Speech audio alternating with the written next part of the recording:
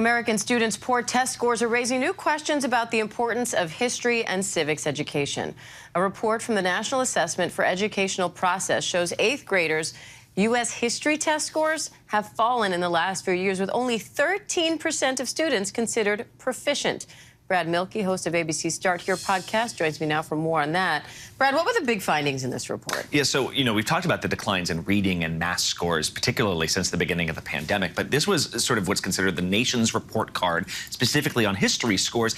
And this actually showed a decline that's kind of years in the making. This predates the pandemic, and we're not just talking about, can you name all the state capitals? We're talking about workers' rights, factory conditions, the history of the Industrial Revolution. We're talking about civil rights. More than half of students could not tell you during the Great Migration where Black Americans were migrating to and from. And so, especially with the country debating right now so much the role of race and history, the Biden administration is saying this is really not the time to be censoring history lessons, because we're seeing that students are just getting less access to details right now. Now, I know you and the Start Here team went over some of these questions, so let's hear them. We can all play here together and see how we do. Good luck. Yeah. Which of the following is a right guaranteed by the Bill of Rights in the U.S. Constitution? A right to public education, right to health care, right to trial by a jury, or right to vote? I think it's trial by jury. C. I'm going to go with C, too.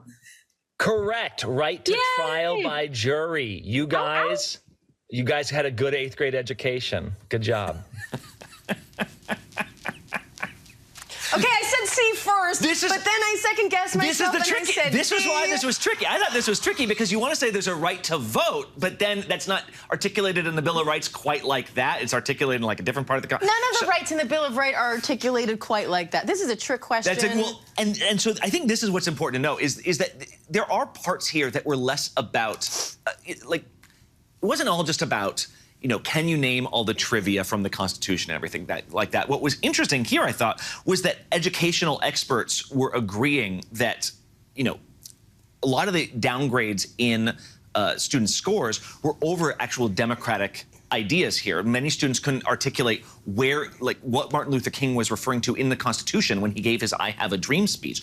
And there is a close link here between students' understanding of history and democracy and civics and how they feel sort of empowered to sort of go through American democracy. In fact, when they asked students as part of this test, they said, by the way, do you feel comfortable discerning between news sources right now? Do you feel like you could tell me what an accurate news source is and what a non-accurate news source is? Students who got more answers right were more likely to say, yeah, I feel confident in discerning the news right now. Students who got more answers wrong were less likely to say that they could really navigate sort of our democratic society like that. So it's not just about facts, but the fewer facts you have the fewer facts you have access to, the tougher it is to separate fact from fiction. Interesting in this climate, too. But this is all about scores from standardized tests. At least that's what it's based on. The National Education Association says those have never been especially accurate or reliable measures of student learning. So should this all be taken with a grain of salt? How concerned should we be here? Which is a fair question, right? Because there is a real debate over how much do we get a sense of whether students are actually taking anything away when we're looking at standardized test scores. What educational experts agree on is that because we place so much emphasis on standardized tests when we talk about schools' achievements, schools generally put a lot of resources into things where there are standardized tests. So math and reading are things where schools, whether you like it or not, have devoted a lot of resources to those topics. There is no national standardized test for history, for social studies. This also measures civics. There's no federally mandated requirements for standardized tests there. And so then you look at some of the data around schools right now, only half of 8th graders have a teacher on campus at their entire school. Only half of 8th graders have a teacher they can look to and say, that teacher's focus is history. I can ask that teacher a question about history. Wow. Half students don't have anyone like that whose main job is U.S. history. So that's an area, whether you like the format of the test or not, we are seeing the differences in how this is presented to students. Now, before you go, I also want to ask you about another story, because 2 different American couples are now accused of smuggling fruit roll-ups into Israel. What is happening here? We've seen now in the last couple of weeks suitcases full of fruit roll-ups at Israeli security checkpoints being opened up. And just, I don't know how I expected these fruit roll-ups to be stored, but they were just dumped in there loose. I mean, that's just rude. So you got like these Israeli military guys and police guys like combing through all these fruit roll-ups, and you can actually hear one of the Israeli police guys say, I think it has something to do with ice cream. So here's what has been happening. There is an online TikTok trend. There's these videos circulating online of people trying fruit roll-ups and then wrapping them around ice cream. So this is vanilla ice cream right here. And then it becomes like, I don't know, kind of like a mochi snack. Like, what is mochi, the Japanese treat, if not just like some ice cream wrapped around something sweet? Diane, terrible news. I tried one of these. They're really good. Can I tell you? So did I.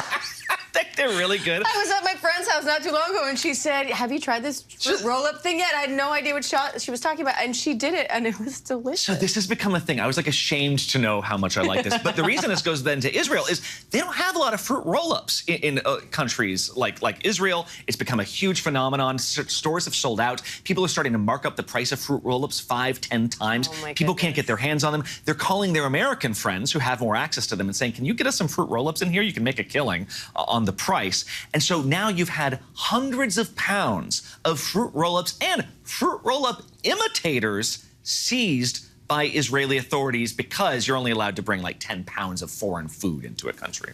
Would we say fruit roll-up is a food exactly? It's like, I think part of the artificial sweetening of it, because this is what is so good about the fruit roll-up treat, is the ice cream freezes the fruit roll-up. Yeah, I don't know if that has to do with... And it's like a candy. It becomes this hard shell with the soft ice cream inside. It's like a beautifully artificially flavored creme brulee. I'm not sure we're helping this problem, but... Yeah, that's true. How big of a business is this? Well, like I said, hundreds of pounds, more than 600 pounds just in the last couple months. It's gotten to the point where the Israeli Health Ministry has put out a warning to people saying, we are seeing too much sugar intake. Here are all the reasons you should not be doing this to yourself. Basically saying, hey, Israelis, please be less like America. Like, you don't want to follow these Americans example. I mean, it's not exactly a health treat. But... My tongue turned blue from a red fruit roll-up. Like, so, yeah, I can't vouch for it, but it tasted good. We might have to do a little more digging on this one. Brad, oh, so great to have you. Thank you. Okay.